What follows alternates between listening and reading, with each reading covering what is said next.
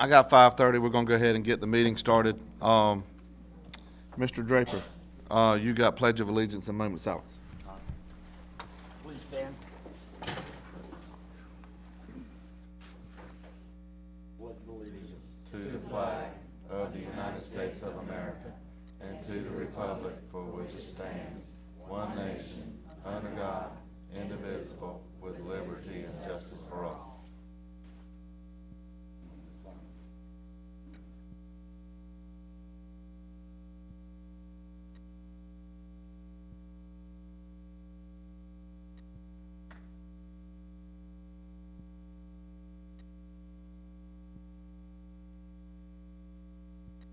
Thank you.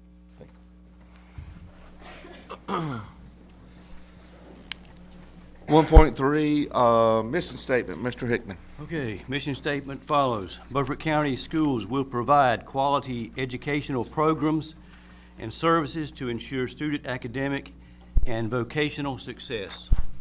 2.1, approval of the agenda. We have one quick addition. We're going to put it under, we're going to call it 6.0.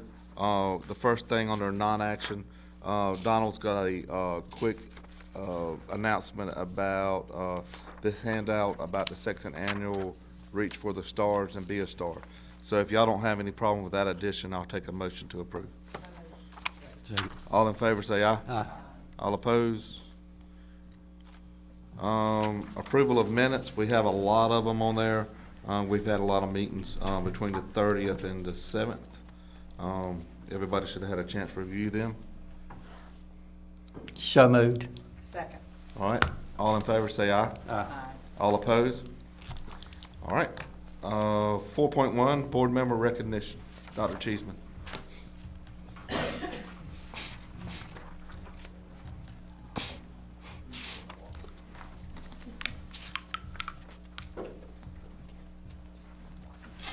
right, ladies and gentlemen, it gives me such great pleasure to spotlight one of our board members here this evening. The North Carolina School Board Association offers an academy for school boardsmanship each year. Specifically, board members are asked to earn a minimum of 30 hours of professional development each and every year, running from July 1 to June 30th. And in that recognition level, the School Board Association at 30 hours provides a certificate of recognition. From 31 to 100 hours, they provide a certificate of merit. From 101 to 200 hours, they provide a certificate of achievement. From 201 to 300, certificate of advanced achievement. 301 to 400, they provide an award of excellence. 401 to 500 hours in a given year, award of distinction. 501 to 600, diploma of honor. 601 to 700, bronze award. 701 to 800 hours in a year, silver award. And 801 to 900, the gold award, and 900 and above, the scholars award. And it gives me great pleasure to acknowledge Miss Elfa Booth for the silver award of 701 to 800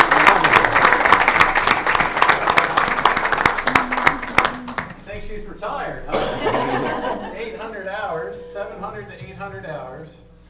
And the North Carolina School Board Association recognizes your service to Beaufort County Schools and the work that you're doing to educate yourself around law and policy. So congratulations to you. I think a picture of it.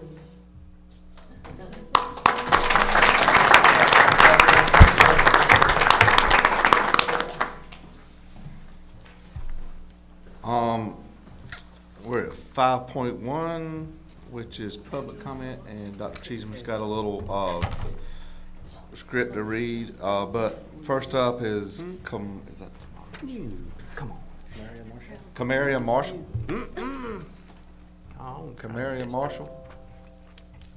Camaria Marshall. Going once, going twice. All right. Nancy Rowe. Is Nancy Rowe here? Okay. All right, welcome to the Beaufort County Board of Education meeting. Your presence is welcomed and encouraged by the board. We invite comments during the public comment section of the board meeting. This time is set aside for the board to hear comments on programs, policies, and procedures. The board typically will not respond to nor take any immediate action on the concerns expressed, but please be assured the board takes all comments under appropriate advisement. In order to conduct the meeting in an orderly and efficient manner, the following guidelines have been established. Persons wishing to speak should have already registered prior to the meeting by listing their name, address, telephone number, and topic to be addressed. To maximize participation, comments are limited to 3 minutes per speaker. Yielding time to another speaker is not permitted. A maximum of 4 speakers will be allowed to speak on any given item. The chairman will invite speakers to the podium in the order in which they are registered. Comments must be issue-oriented. Complaints against any employee will not be heard in public session. Public participation is limited to the public comment section so that the board may deliberate important decisions without distraction. You may begin. I didn't think it would be appropriate for me to come before you tonight if I hadn't done some research. Yes. I learned that 80% of our schools have met or exceeded growth. I contacted a parent whose child transferred from a private school to Washington High School, and both the child and the parents are very pleased. Another parent with 3 students at Washington High School said she was very pleased, but she was a little concerned that the teachers need more support. Everything's not perfect. I have heard through the grapevine that things are so different in schools now that I would never want to return to teaching. So I wanted to see for myself. Since most of my experiences in an elementary school, I visited elementary classrooms. I was sincerely impressed and definitely had the urge to return to teaching. The teachers were teaching phonics. The students were so engaged, and the teachers were modeling for them. I didn't see any students misbehaving or participate. They were only participating in learning. The teachers did not know I was coming, but they didn't miss a beat when I walked in. I'm very aware that this is not always the case, but this is what I witnessed. These teachers are under the wonderful leadership of Suzanne Brantley. Unlike many administrators of the past, she knows the curriculum and expects the best from the students and teachers. As I have stated earlier, I've been retired for a while, but I personally know there's great leadership in our county. I had the privilege of working with Patricia Horton.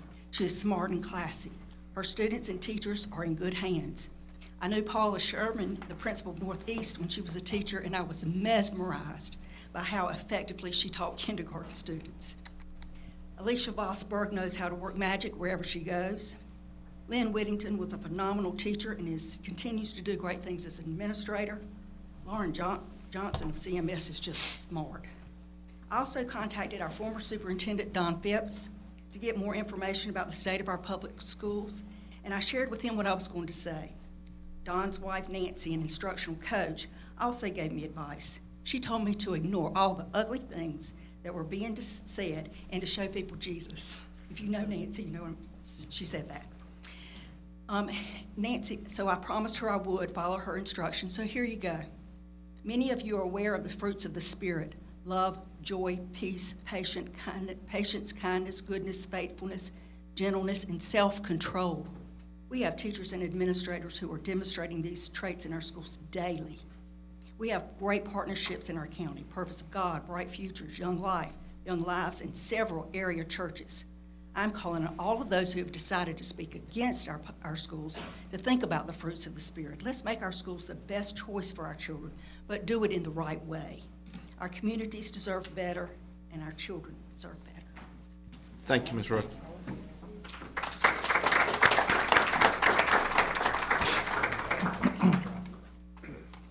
That's the end of public comment. 6.0 instead of 6.1, Donald Street.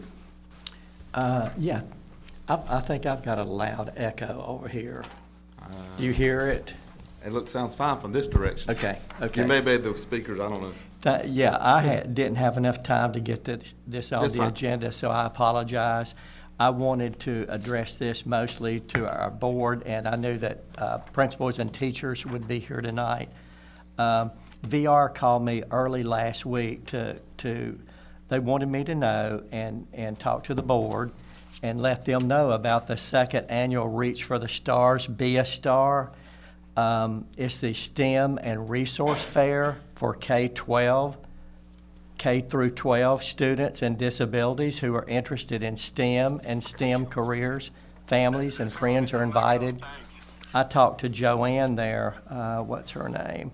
Joanne Blumenfield, and she said that, she said 758 people attended last year, their first annual, and it was from schools across the county that came, some in school buses, and some in regular cars, and some in vans. She did say that they had $1,400 per bus, or if you wanted to rent a van, you could do that. So that will be, let's see, that will be, here's the disadvantage. So I was telling Dr. Cheeseman, the disadvantage is that it's on a Saturday, April 6th. She said that they needed to know within the next 2 weeks so that they could plan, you know, and of course you would need to plan too. And let's see.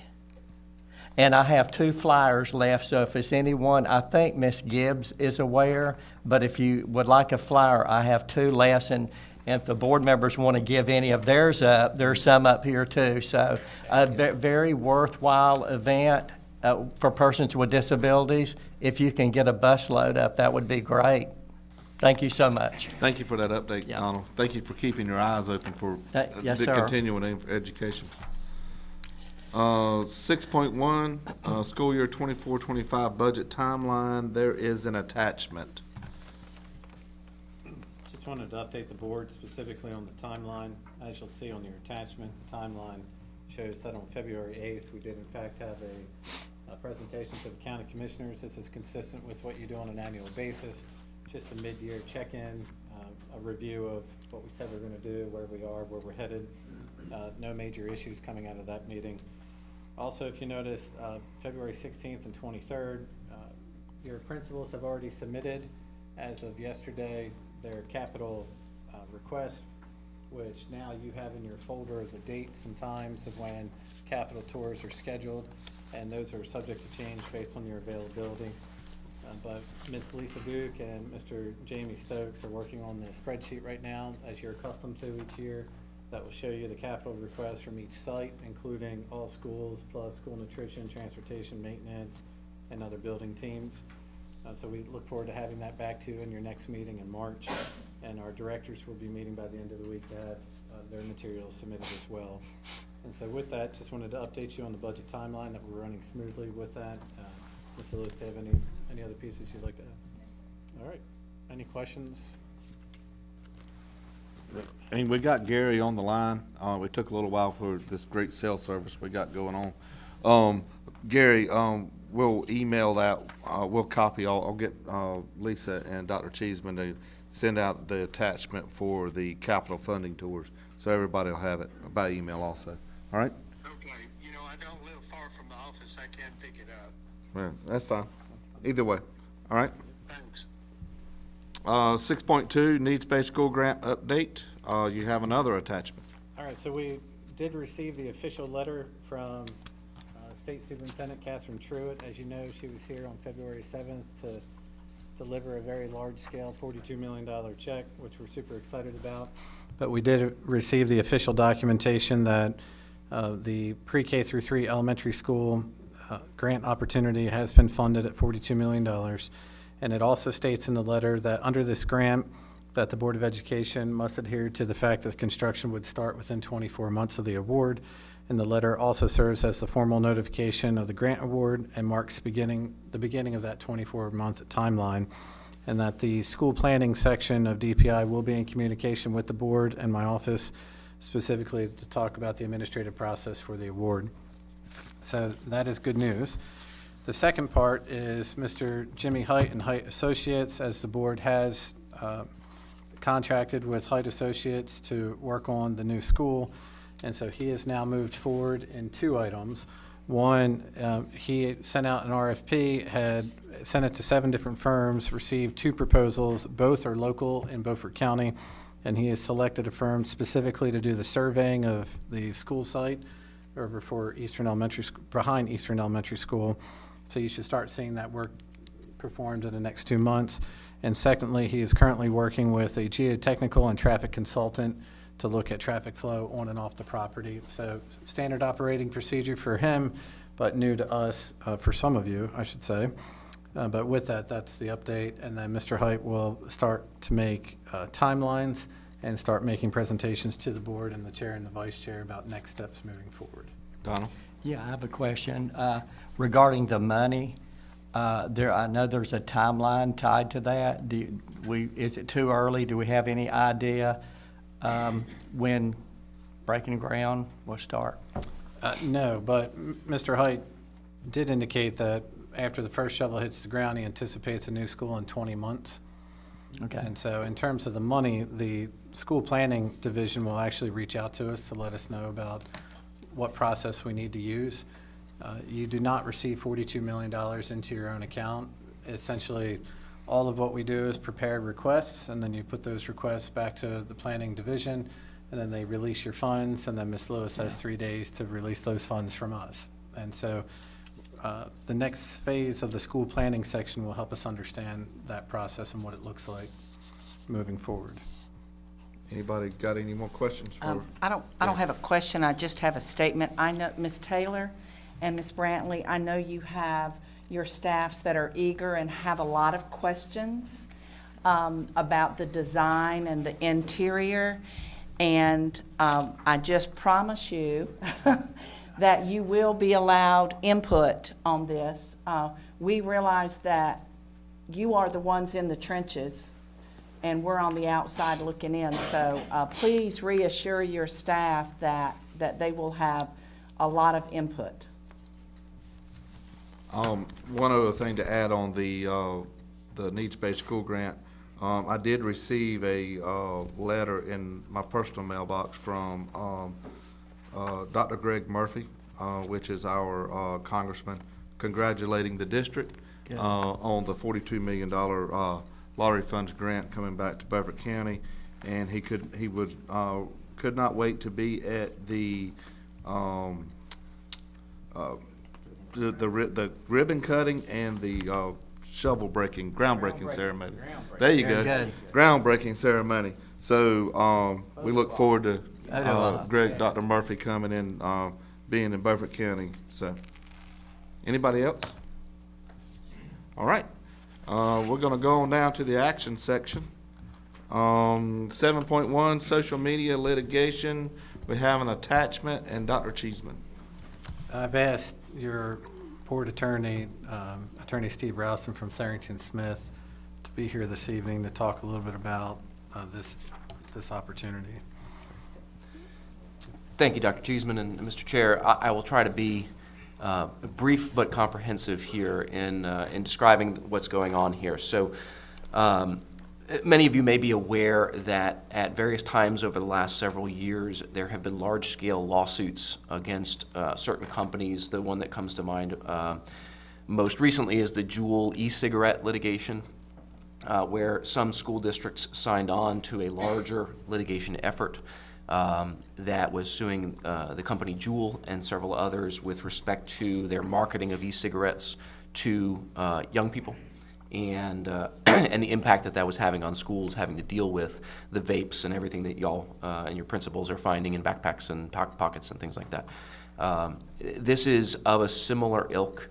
It is an effort by certain parties, not all school districts, but some school districts around the country, to bring to bear some accountability on social media companies, which they are accusing of marketing specifically inappropriate or addictive technology to our youth, and the impact that's having on your school system in having to respond to cyberbullying and social media having a deleterious effect on the instructional environment. I do want to be clear as I go through this that my law firm, Tharrington Smith, is not involved in this litigation. This was an opportunity that we were contacted about by, there are several law firms nationally that are handling this, and they said, hey, we are recruiting school districts that may be interested. Would you be willing to extend the invitation to your boards and just see whether they're interested? So that is all I'm doing here tonight. I will give you an overview of the situation. I am not pushing for you to do this. I have no stake in it, but you may be aware that I think about a dozen North Carolina school districts have already signed on to this, and I felt I would be remiss if I did not present you those facts and give you the opportunity to consider whether you might be interested in further connection with these law firms. But I have heard their presentation enough that I think I can give you a 5-minute overview here. So what is going on is what's called multi-district litigation, and it's where they combine a number of different lawsuits. It's not a class action, but it's a number of different lawsuits all in one court because they have kind of the same facts. And that's happening in California and in federal court. And the districts, the school districts that are joining it are from all over the country. The litigation is ongoing. But they are looking to have school boards that may be interested in considering filing their own lawsuit on the same basis to be a part of that litigation. As I said, the basic idea is that social media companies have had a specifically negative impact on schools themselves and an effect on your instruction and on your budgets and on your staff that they are alleging should be compensated by the social media companies on the basis of their either negligent or deliberate conduct in designing their products to impact youth. In terms of where this goes from here, what they are looking for is if a school district is interested, you would file your own lawsuit. It would not be signing on to a class action, but it would look just like almost all the other lawsuits. The burden on the district would be specifically, they would need information from you that they would use to calculate what that impact has been. And so they are in the process, and I think just this week have been developing a questionnaire that the staff would have to complete. It's probably several hours worth of work, maybe 2, maybe 12. I can't give you an exact number because I don't have the questionnaire. But it's not an incredibly onerous task. Other than the really large school districts that may serve as what they call bellwether plaintiffs, your staff would not be subject to discovery. They would not be subject to depositions or anything like that. But your case would then be added to the collection, and if there were a settlement, there would be a formula that would determine what kind of funding came to your district. It would be based on the size of the district, number of students, number of staff, and any specific evidence about the impact of social media on your district. These law firms are operating on what we call a contingency fee basis, which means, and this is the question we get from everybody when we bring this up, you pay them nothing up front. They front all of the costs for the litigation, and if they lose, if they get nothing, you pay them nothing, including their costs. So there are two pieces, right? There's the attorney's fee, and then there's a cost, the filing costs, and court reporters and all the things they pay for to operate the litigation. They will front all those costs. You will not be responsible for them unless there is a recovery. The terms I have generally seen, and there are multiple firms doing this, are that if there is a recovery, the attorneys, the law firms take 1/3 of that recovery, and that then pays for their costs and their attorney's fees. Obviously, that can be a windfall for them, and they are upfront about that. But obviously, the flip side of that is if they lose, they get nothing, right? And so that is the risk they take.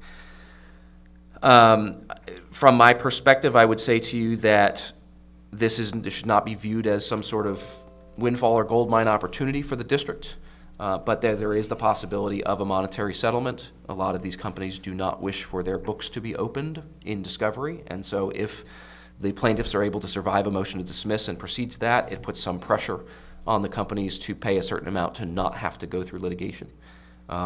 So to give you a sense of this, from the Juul litigation, there were districts that got a few tens of thousands of dollars, and there were districts, I think Wake County is one of the largest districts in the country, got just under $6 million out of that lawsuit. Obviously, this district would not be looking at a number like that, just given the size. But that gives you some sense. So it could be a few $1,000s, it could be $50,000, it could be $100,000. I don't know. It would all depend on what the size of the settlement was. And so what I have for you tonight is simply to present that information, to answer any questions you may have. I will do my best. If there is further information you would like and the board is interested in pursuing this, I would connect you with the law firm itself that is presenting this. We decided in conversation with the chair and Dr. Cheeseman not to schedule them for tonight. But if you are interested in hearing further from them or seeing a contract, obviously the board would have to approve that before you could proceed, and you could ask them any specific questions. But a number of our clients have at least been interested in this, and so I want to make sure that you had an opportunity to hear about it as well. All right, Donald. I read through it. I think it would be worthwhile. They were talking about the data collection, and there would be some time input into that. And I think with our staff, their multitasking capabilities, we can do that. If not, I would even be willing to help. I think there could be a windfall, possibly. And if it doesn't cost us anything other than some data collection, I think it would be a good idea for some, we're always fighting for money every year. So I'm a little bit familiar with these, so I think it would be a good idea for us. No fall for us if it doesn't come through. All right, I'll just come right around the room. Anybody got any questions? Do we know about roughly how many people it affects in this school system right now? No, it's not. I'm sorry. You were probably- No, we don't have an exact number, but through surveys and working with our principals, they can tell you there's a problem. Okay. Definitely, but I could always research numbers. I like the way he's talking over there. At annual conference, Ms. Booth and I attended several of the sessions, and one of them was about cyberbullying. And the data was very scary. The amount of suicides among teenagers. Good point. And the impact that cyberbullying has on that. And there was a tremendous amount of data. And this was not an opinion. These were facts that's been collected from several different states, and they wanted us to be aware. And so I agree with the two men on the end. How do you feel, Ms. Booth? It was very scary, and if there's any way in the world that we could, I don't know, if we can jog the morals of the companies involved in what they're allowing to be put out in cyberspace, I'm all for it. Terry, you got anything? You get, I think it's kind of decided here. Yeah, I'll say real quick though. you're not hot. You're not hot. Sorry. Now you're hot. Oh, you were hot. Now you're hot. Okay. Yeah, my interest goes beyond the money.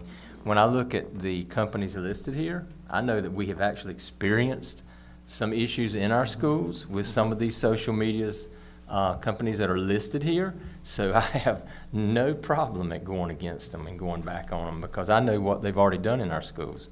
And when I look at the counties around us, because I'm not sure everybody sees this, but the counties that have already indicated they're joining this, and I won't read them all because there's a number of them on here, but you're looking at Wilson, Johnson, Wayne, Pitt, counties all around us are doing this. But so if we get money out of it, that would be okay. But if nothing else, just make them stop some of the things that they're doing because like I said, we have experienced some of these very companies and things that are using those platforms, our students, to cause problems in our schools. So it's time that somebody said, stop it. So yes, I'll vote for it. Trey, you need that? Yeah, I mean, I'm not a huge fan of social media anyhow. I don't believe that most of the public utilizes it properly. And like Terry Williams was mentioning, I look at the sites mentioned here, and I don't have a lot of faith in any of them, so no harm, no foul. I'm pretty much with Terry on that. I'm a dinosaur with technology. I think it's a great tool, and it's great to use, but it's often misused. I am wondering one thing. This is on the fast track as an action item. What action are we proposing tonight? What part in the process are we? I guess if Providing action we on. could go ahead and vote tonight to So- go on to the lawsuit and then just go on from there. If I might, Mr. Chair. Yes, sir. What I would recommend is that, and you can take a vote on this if you need to. I don't need you to take a vote on it. But if you are interested in, I would need to get you the agreement and the contract that the actual company, because I'm not, we're Yeah, not okay. prosecuting the lawsuit. That's right. And so the board would actually have to approve a contract, and to do that, you'd have to have one in front of you. So I don't think that you can do that tonight, but if you tell me, yes, we would like to proceed, I will connect you with them. The only other piece that I will add to this in full transparency, because I've been asked about it in others, that say they will, what am I getting paid, right? What is Tharrington Smith getting paid? And what we have said is, we're not part of the lawsuit, so you can pay my anything I would have to do to facilitate as the lawyers are working with your staff, which shouldn't be much, would be at the hourly rate. If you wanted to, they have indicated, we did not ask, they have indicated they would be willing to put us under their contingency fee, and you would pay me nothing for that time. And then if there's a recovery, that the costs would come out of that in terms of my time. That would be something for the board to consider, and it's entirely up to you. Again, I have no stake in this, I have no preference, but I did want to make sure the board was aware of that. So basically, Charles, no motion, no action, we just did the direction that we're ready to move forward.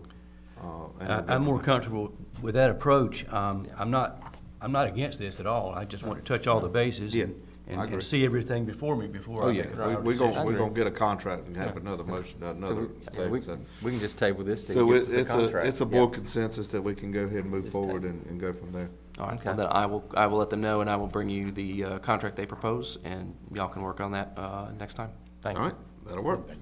7.2, technology purchase approval. Amber, Chief Technology Officer, or do you have an attachment? Good evening, Chair Allen, Vice Chair Williams, board members, Dr. Cheeseman, staff, and community members. Tonight, I'd like to share an update regarding technology capital outlay funds, as well as request approval for the purchase of additional devices using capital funds as well as local funds. The Technology Department received $423,199 from the county in capital funds for the 23-24 school year. To date, we have spent $13,607, leaving a remaining balance of $409,582. Tonight, I would like to request this remaining balance, as well as $51,190.32 of local technology funds to purchase needed technology updates for Chromebooks, laptops, and iPads. I've submitted a recommendation of a selected vendor, as well as a sole source letter for Apple Education device purchases. At this time, I'd like to request their approval of these purchases from capital and local funds, both of which have been reviewed by Ms. Lewis, our Chief Financial Officer. Donald? I have a question. Yes, sir. The $13,617 that we've spent to date, that's a small amount compared to the $423,199.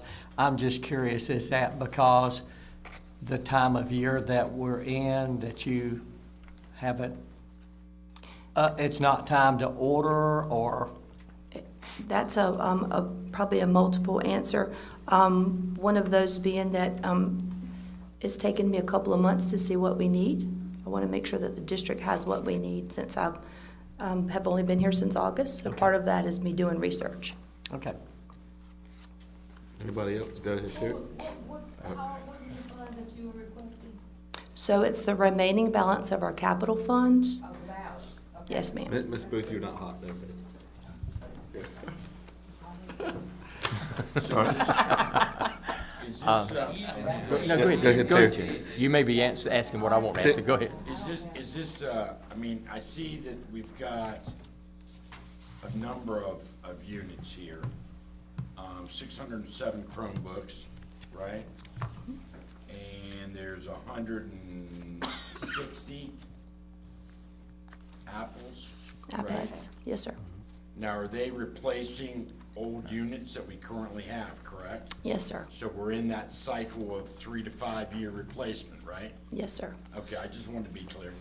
Yeah. You asked exactly what I was Oh, going I to mean, ask. I figured as much, Terry, but I just wanted to make sure So- that that's, Yeah, that we were already in that cycle. we of- were already in that cycle Right. because your predecessor, I was very involved in this, so, I mean, I just Yeah. wanted to make sure. Charles, you got any questions? No, I'm good, I don't have a All question, right. he covered it. Well, I need a Now, motion to. Are these units going to be used for students or staff or both? Both. Chromebooks will be for students, iPads, and the laptops will be for staff. Will they be insured? Well, they come with a warranty, a 3-year warranty and Apple Care with the laptops and the iPads, and the devices with the Chromebooks come with a 3-year warranty, repair and parts from the vendor that we've selected. I don't mean to be redundant, but what are we asking for? What dollar amount are you asking for? I heard the question that you were talking about. What is the dollar amount? So I'm requesting to spend the remaining of our capital outlay balance, which is our current balance, $409,582. Okay. so As that- well as an additional piece from our local funds. The local funding being, My technology funds. yeah, but the local fund being 50, 51,190. all right. She's asking for So 460,000. 51,190 from local, 409,582 from the budgeted item. Yep. Make a motion to approve. 60,000. Yeah. Yeah. Well, I got a motion Make a to, motion. Motion to Second. all right, approve. got a motion to approve, and a second by Ms. Walker. All in favor, say aye. Aye. All opposed? All right. Will Uh, these come in before the end of the school year, or will they be for the start of next year? They will come in before they'll come in before June 30th, and they will go out in August. When we start school in August, they'll be in circulation. 7.3, 23-24 summer programs approval. You do have a attachment, and we're looking for Miss Vicki Bennett. There we go.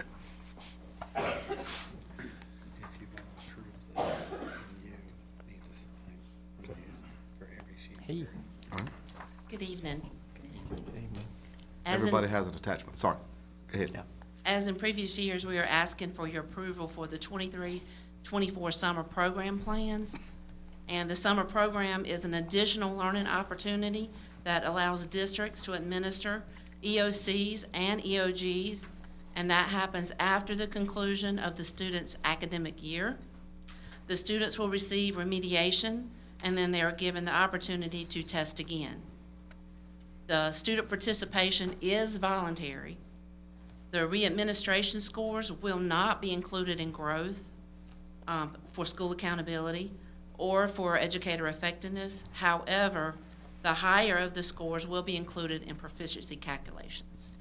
Anybody got any questions for Ms. Bennett? Looks like the same program we've been having, so, Yep. yep, Yes, I'm it's the good. same. I move approval. Second. I got a motion and a second. All in favor, say aye. Aye. All opposed? All right. Thank you, Ms. Bennett. Thank you, Vicki. Thank you. 7.4, Board Policy 7410, second reading.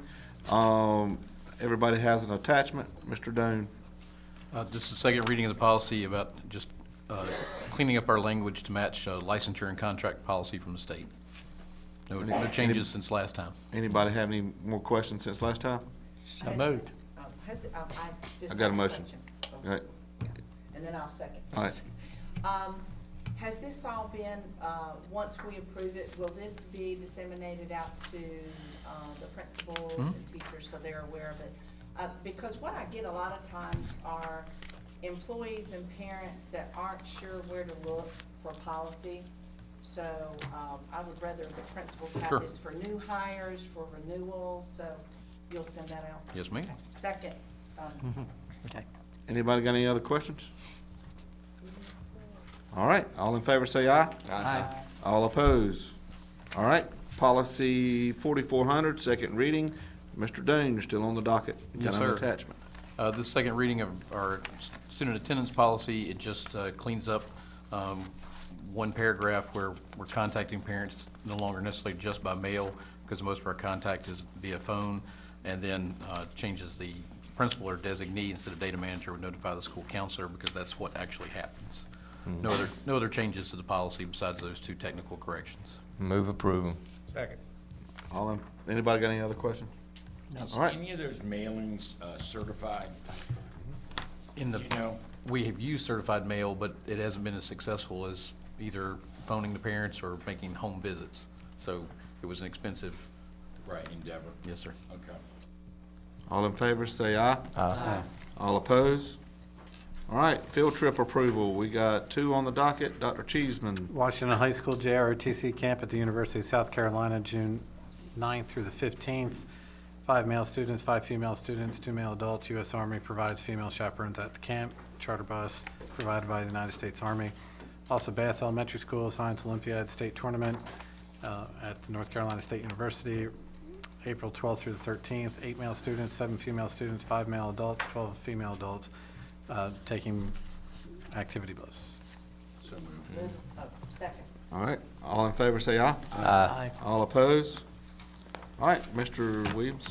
I move that we go into closed session pursuant to General Statutes 143, 318, 11A1 to prevent disclosure of confidential personnel files under General Statutes 115C 321 and to consult with our attorney in order to preserve the attorney-client privilege between the attorney and the board, which privilege is hereby acknowledged. Second. Second. Carolyn, All did in she favor, want a say copy aye. of this? Aye. All opposed? All right, we're in closed. Gary, we're in closed. I'm gonna mute you for a second while.